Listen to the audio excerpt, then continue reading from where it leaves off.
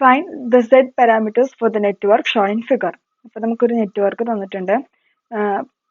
ആദ്യം തന്നെ നമുക്ക് നോക്കാം, ഇത് നമുക്ക് ട്രാൻസ്ഫോംഡ് ഡൊമൈനിലാണോ തന്നേക്കണേ, ഓർ നമുക്ക് ഇനി ട്രാൻസ്ഫോം ചെയ്യണോ എന്ന് നോക്കണം. അപ്പോൾ ഇവിടെ നോക്കിയേ, ഇവിടെ റെസിസ്റ്റേഴ്സ് മാത്രമല്ല, നമുക്കിവിടെ ഇൻഡക്ടറും കൂടി തന്നിട്ടുണ്ട്. അപ്പോൾ അത് കാരണം നമ്മൾ എന്തായാലും അത് എസ് ഡൊമൈനിലേക്ക് ട്രാൻസ്ഫോം ചെയ്യണം. അപ്പോൾ ഇത് ട്രാൻസ്ഫോം ചെയ്തിട്ട് നമ്മൾ സർക്യൂട്ട് വരയ്ക്കുമ്പോൾ ഇങ്ങനെയായിരിക്കും നമ്മുടെ ട്രാൻസ്ഫോംഡ് സർക്യൂട്ട് വരാം. റെസിസ്റ്റേഴ്സിനൊന്നും ഒരു മാറ്റമില്ല, റെസിസ്റ്റേഴ്സും ഒക്കെ അതുപോലെ തന്നെ. ഇവിടെ നമ്മുടെ 1 ഹെൻറി എന്നുള്ളത് നമ്മൾ എസ് ഡൊമൈനിലേക്ക് കൺവേർട്ട് ചെയ്യുമ്പോൾ എൽ ഇൻറ്റു എസ് അല്ലേ, എസ് ഡൊമൈനിലേക്ക് കൺവേർട്ട് ചെയ്യുമ്പോൾ അതിലെ എല്ലിന്റെ വാല്യൂ നമുക്ക് 1 ഹെൻറി എന്ന് തന്നിട്ടുണ്ട്. അപ്പോൾ 1 ഇൻറ്റു എസ് എന്താ, എസ് തന്നെ. അതാണ് ഇവിടെ എസ് എഴുതിയേക്കണേ. രണ്ട് സ്ഥലത്തും നമ്മൾ ട്രാൻസ്ഫോം ചെയ്യുമ്പോൾ ഇൻഡക്ടറിന്റെ വാല്യൂ 1 ഹെൻറി എന്നുള്ളത് എസ് ആയിരിക്കും എസ് ഡൊമൈനിൽ. അപ്പോൾ ഇതാണ് ട്രാൻസ്ഫോംഡ് സർക്യൂട്ട്. ഇനി ട്രാൻസ്ഫോം ചെയ്ത് കഴിഞ്ഞിട്ട് നമുക്കിതിൽ മെഷ് കറൻസ് മാർക്ക് ചെയ്യണം. മെഷ് കറൻസ് മാർക്ക് ചെയ്യുമ്പോൾ നമുക്കിവിടെ ഓൾറെഡി ക്വസ്റ്റ്യനിൽ I1-ന്റെയും I2-ന്റെയും ഡിറക്ഷൻ തന്നിട്ടുണ്ട്. കണ്ടോ, I1-ന്റെയും I2-ന്റെയും ഡിറക്ഷൻ തന്നിട്ടുണ്ട്. അപ്പോൾ നമ്മൾ മെഷ് കറൻസ് മാർക്ക് ചെയ്യുമ്പോൾ I1 ക്ലോക്ക് വൈസും I2 ആന്റി ക്ലോക്ക് വൈസും, ഇവിടെ I3ക്ക് അതായത് തേർഡ് മെഷിൽ നമുക്ക് ഇവിടെ ഡിറക്ഷൻ തന്നിട്ടില്ല, അത് കാരണം നമ്മൾ ക്ലോക്ക് വൈസ് ആയിട്ട് എടുക്കണം. അപ്പൊ ഇത് I1, ഇത് I3, ഇത് I2. ഓക്കെ, ഇനി നമുക്ക് ഓരോ മെഷിന്റെയും ഇക്വേഷൻ എഴുതാം. ഓരോ മെഷിലും നമുക്ക് KVL അപ്ലൈ ചെയ്യാം. KVL അപ്ലൈ ചെയ്യുമ്പോൾ എങ്ങനെയായിരിക്കും വരാം?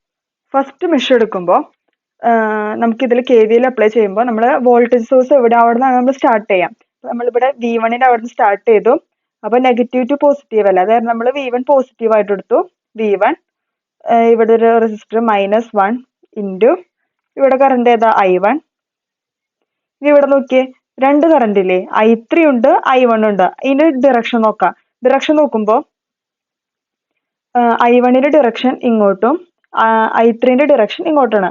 അപ്പൊ ഓപ്പോസിറ്റ് ഡിറക്ഷനാണ്. ഓപ്പോസിറ്റ് ഡിറക്ഷൻ വരുമ്പോൾ എന്താ ചെയ്യണ്ടേ, നമ്മൾ മൈനസ് ആണ് ചെയ്യണ്ടേ. മൈനസ് ചെയ്യുമ്പോൾ ഞാൻ ഇവിടെ ഫസ്റ്റ് മെഷ് കൺസിഡർ ചെയ്യുന്നതുകൊണ്ട് -S ഇൻറ്റു I1 -I3 ചെയ്യണു ഈക്വൽ ടു 0. ഇത് നമ്മൾ ബ്രാക്കറ്റ് ഒക്കെ ഓപ്പൺ ചെയ്ത് വരുമ്പോൾ സിംപ്ലിഫൈ ചെയ്യുമ്പോൾ നമുക്ക് അവസാനം ചെയ്ത് വരുമ്പോൾ നമുക്ക് V1-ന്റെ ഇക്വേഷൻ ഇങ്ങനെ കിട്ടും. ഇതാണ് നമ്മുടെ ഫസ്റ്റ് ഇക്വേഷൻ. ഓക്കെ, ഇനി മെഷ് 2 നമ്മൾ കൺസിഡർ ചെയ്യാണ്. മെഷ് 2 എന്ന് പറഞ്ഞാൽ എന്താ, ഇതാണ് മെഷ് 2. മെഷ് 2 ഇതാണ്. അപ്പൊ മെഷ് 2 നമ്മൾ ഈ V2-ന്റെ അവിടെ നിന്ന് സ്റ്റാർട്ട് ചെയ്തു. അപ്പൊ ഇതിന് ഇക്വേഷൻ എഴുതുമ്പോൾ എങ്ങനെ വരും, V2 ഇങ്ങനെയാണ് പോണേ, ആന്റി ക്ലോക്ക് വൈസ് ആണ് പോണേ. അപ്പൊ ഇവിടെ എത്തി. ഇവിടെ എത്തുമ്പോൾ നോക്കിയേ, രണ്ട് കറണ്ട് ഇല്ലേ, രണ്ട് കറണ്ടിന്റെ ഡിറക്ഷൻ നോക്കാം. ഡിറക്ഷൻ നോക്കുമ്പോൾ I2 ഇങ്ങനെയും I3 ഇങ്ങനെയാണ് പോണേ. സെയിം ഡിറക്ഷൻ അല്ലേ. സെയിം ഡിറക്ഷൻ ആകുമ്പോൾ എന്താ ചെയ്യണ്ടേ, നമ്മൾ ആഡ് ചെയ്യണം. അപ്പൊ ഞാനിവിടെ സെക്കൻഡ് മെഷിന്റെ ഇക്വേഷൻ എഴുതുന്നതുകൊണ്ട് സെക്കൻഡ് മെഷിലെ കറണ്ട് ആദ്യം എഴുതും, എന്നിട്ട് +I3 ഈക്വൽ ടു 0. ഇനി ഇത് ബ്രാക്കറ്റ് ഒക്കെ ഓപ്പൺ ചെയ്ത് വരുമ്പോൾ നമുക്ക് V2-ന്റെ ഇക്വേഷൻ ഇങ്ങനെ കിട്ടും. ഇതാണ് നമ്മുടെ second equation. V2 equal to SI2 + SI3. Okay, ഇത് നമ്മൾ തേർഡ് മെഷ് എടുക്കുക. ഇതാണ് നമ്മുടെ തേർഡ് മെഷ്. ഈ തേർഡ് മെഷ് എടുക്കുന്നതിന് മുമ്പ് വേറൊരു കാര്യം പറയാനുണ്ട്. ഇവിടെ നമുക്ക് എന്താ കണ്ടുപിടിക്കാനുള്ളത്, Z പാരാമീറ്റേഴ്സ് ആണ് കണ്ടുപിടിക്കാനുള്ളത്. ഈ Z പാരാമീറ്റേഴ്സിന്റെ ഇക്വേഷൻ എന്താ ശരിക്കും, V1 equal to Z11 I1 + Z12 I2, V2 equal to Z21 I1 + Z22 I2. Okay, അപ്പൊ ഇതില് I3 എന്ന് പറഞ്ഞ ടേമേ ഇല്ല, നമുക്ക് I1-ഉം I2 മാത്രം മതി. പക്ഷെ നമുക്ക് ഇവിടെ കിട്ടിയേക്കണ രണ്ട് ഇക്വേഷൻസ് നോക്കിയേ, ഇതില് I3-യുടെ ടേം വരുന്നില്ലേ, കണ്ടാ ഇവിടെ I3-യുടെ ടേം വരുന്നില്ലേ. നമുക്ക് ശരിക്കും I3-യുടെ ആവശ്യമുണ്ടോ, ഇല്ല. നമുക്ക് I2-ന്റെയും I1-ന്റെയും ടേംസിൽ കിട്ടിയാൽ മതി. അപ്പൊ അതിന് വേണ്ടിയാണ് നമ്മൾ തേർഡ് മെഷ് നമ്മൾ ഇക്വേറ്റ് ചെയ്ത് വരുമ്പോൾ നമുക്ക് I3-ക്ക് ഒരു വാല്യൂ കിട്ടും. I3-യുടെ വാല്യൂല് I1-ഉം I2 മാത്രമേ ഉണ്ടാവുള്ളൂ. അപ്പൊ നമുക്ക് I3-ന്റെ വാല്യൂ ഈ ഫസ്റ്റ് ഇക്വേഷനിലേക്കും സെക്കൻഡ് ഇക്വേഷനിലേക്കും സബ്സ്റ്റിറ്റ്യൂട്ട് ചെയ്ത് കൊടുക്കാം. അപ്പൊ അതിന് വേണ്ടിയാണ് നമ്മൾ തേർഡ് മെഷ് കൺസിഡർ ചെയ്തിട്ട് ഇക്വേഷൻ എഴുതാൻ പോണേ. അപ്പൊ തേർഡ് മെഷ് എഴുതുമ്പോൾ എങ്ങനെ വരും നമുക്ക് ഇക്വേഷൻ, ഇവിടെ വോൾട്ടേജ് സോഴ്സ് ഒന്നുമില്ല. അപ്പൊ നമ്മൾ ഇപ്പൊ ഇവിടെ നിന്ന് തുടങ്ങി, ഈ റെസിസ്റ്ററിന്റെ അക്രോസ് തുടങ്ങി. ഇപ്പൊ -I3 -S ഇൻറ്റു ഇവിടെ എത്തി. ഇവിടെ എത്തുമ്പോൾ നോക്കിയേ, രണ്ട് സൈഡിലും കറണ്ട് ഇല്ലേ. അപ്പൊ ഇതിന്റെ ഡിറക്ഷൻ നോക്കുമ്പോൾ നമ്മൾ സെക്കൻഡ് മെഷിൽ എഴുതിയ പോലെ തന്നെ I2-ന്റെ ഡിറക്ഷൻ ഇങ്ങോട്ടും I3 ഇങ്ങോട്ടല്ല പോണേ, സെയിം ഡിറക്ഷൻ അല്ലേ. സെയിം ഡിറക്ഷൻ ആവുമ്പോൾ നമ്മൾ എന്ത് ചെയ്യണേ, I3 + I2 -S ഇൻറ്റു ഇവിടെ നോക്കിയേ, രണ്ട് ഡയറക്ഷനിൽ കറണ്ട് പോണില്ലേ, ഇങ്ങനെയും ഇങ്ങനെയല്ലേ പോണേ. അപ്പൊ മൈനസ് ചെയ്യണം. I3 minus I1 equal to 0. ഇനി ഇത് നമ്മൾ സിംപ്ലിഫൈ ഒക്കെ ചെയ്ത് വരുമ്പോൾ ഇങ്ങനെ ഒരു ഇക്വേഷൻ കിട്ടും. I3 equal to S/2S plus 1 I1 minus S/2S plus 1 I2. ഇത് നമ്മൾ തേർഡ് ഇക്വേഷൻ ആയിട്ട് എഴുതി. നമ്മുടെ third equation I3 equal to S/2S plus 1 I1 minus S/2S plus 1 I2. അപ്പൊ നമുക്ക് തേർഡ് ഇക്വേഷൻ കിട്ടി. തേർഡ് ഇക്വേഷൻ കിട്ടി കഴിഞ്ഞിട്ട് നമ്മൾ എന്ത് ചെയ്യണം, ഈ I3ന്റെ വാല്യൂ നമ്മുടെ ആദ്യത്തെ രണ്ട് ഇക്വേഷൻ ഇല്ലേ, V1ലും V2ലും ഈ I3ന്റെ അവിടെ കൊണ്ടുപോയി സബ്സ്റ്റിറ്റ്യൂട്ട് ചെയ്യണം. I3 ഇവിടെ സബ്സ്റ്റിറ്റ്യൂട്ട് ചെയ്യണം. ഓക്കെ,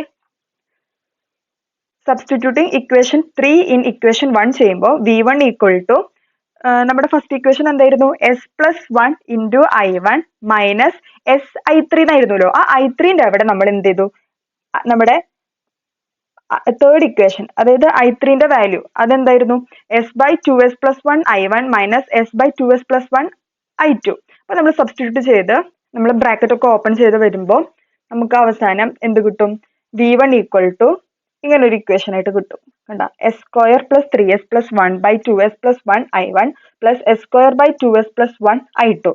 അത് നമ്മൾ ഫോർത്ത് ഇക്വേഷൻ ആയിട്ട് എഴുതി. ഇനി നോക്കിയേ, നമുക്ക് തേർഡ് ഇക്വേഷൻ, ഇനി V2ന്റെ ഇക്വേഷനും കൂടി ഇല്ലേ, അതായത് നമ്മുടെ സെക്കൻഡ് ഇക്വേഷനിൽ കൂടി നമ്മൾ സബ്സ്റ്റിറ്റ്യൂട്ട് ചെയ്യണം. സെക്കൻഡ് ഇക്വേഷൻ എന്തായിരുന്നു, V2 equal to SI2 plus SI3 അങ്ങനെ ആയിരുന്നല്ലോ. അപ്പൊ I3 ഇതാണ് നമ്മുടെ I3 നമ്മൾ ഇതിൽ സബ്സ്റ്റിറ്റ്യൂട്ട് ചെയ്തു.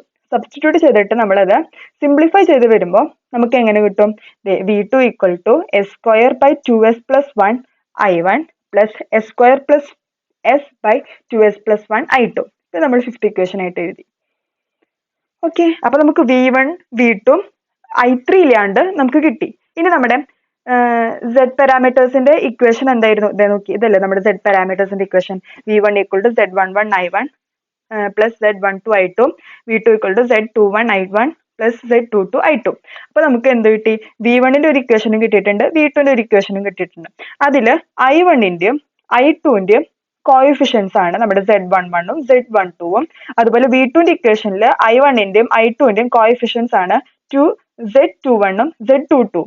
അപ്പൊ നോക്കിയേ, അത് നമുക്ക് മെട്രിക്സ് ഫോമിൽ എടുത്ത് എഴുതാം. മെട്രിക്സ് ഫോമിൽ എടുത്ത് എഴുതുമ്പോൾ ഇതല്ലേ നമ്മുടെ V1ല് I1ന്റെ കോയിഫിഷ്യന്റ് എന്തായിരുന്നു, ഇതാണ് S² plus 3S plus 1/2S plus 1. അതുപോലെ I2ന്റെ കോയിഫിഷ്യന്റ് എന്തായിരുന്നു, S²/2S പ്ലസ് 1. അപ്പൊ അത് നമ്മൾ മെട്രിക്സ് ഫോമിലായിട്ട് എഴുതുമ്പോൾ ഇങ്ങനെ വരും. കണ്ടോ, ഇതാണ് നമ്മുടെ Z11 Z12, ഇതാണ് നമ്മുടെ V1. അതുപോലെ V2ന്റെ ഇക്വേഷൻ നോക്കിയേ, V2ന്റെ ഇക്വേഷനിൽ ഇതല്ലേ V2ന്റെ ഇക്വേഷനിൽ I1ന്റെ കോയിഫിഷ്യന്റ് നോക്കിയേ S²/2S പ്ലസ് 1. അതുപോലെ I2ന്റെ കോയിഫിഷ്യന്റ് നോക്കിയേ S² പ്ലസ് S/2S പ്ലസ് 1. അപ്പൊ നമ്മൾ ഇതിലേക്ക് ഇങ്ങനെ എടുത്ത് എഴുതുമ്പോൾ ഇതാണ് നമ്മുടെ ഇക്വേഷൻ, ഇത് നമ്മുടെ V2ന്റെ ഇക്വേഷൻ. സോ ഇതാണ് ഈ ക്വസ്റ്റ്യൻ്റെ ആൻസർ. Thank you.